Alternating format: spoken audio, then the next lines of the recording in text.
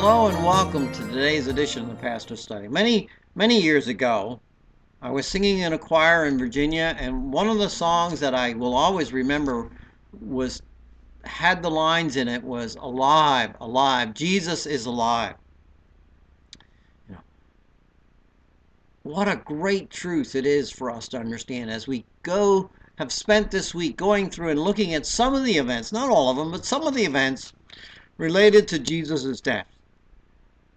But if we stop with the death, we miss the greatest part of the whole story. He didn't stay dead.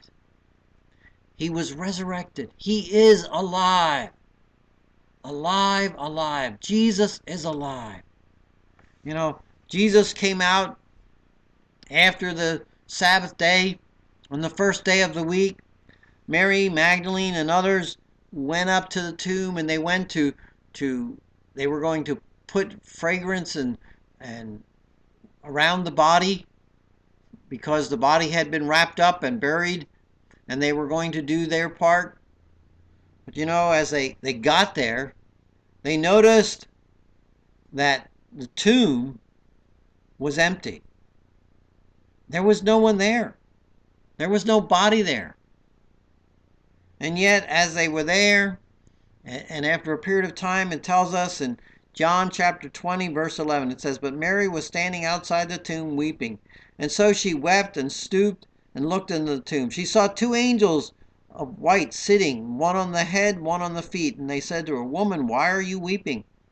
And she says, 'Because they have taken away my Lord, and I do not know where he is.'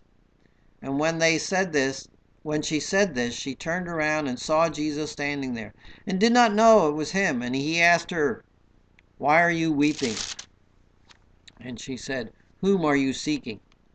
Suppose him to be the gardener. She says to him, 'Sir, if you've carried him away, tell me where you've laid him, and I'll take him away.' And then Jesus says to her, 'Mary.' And she saw him and recognized him and called him Rabboni, which means teacher. Jesus said, 'Stop clinging to me, for I have not been ascended to the Father, but go to my brothers,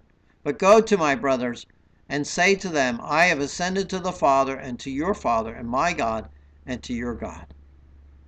Mary had the opportunity to witness the resurrection of Jesus. And later on, the disciples also see Jesus.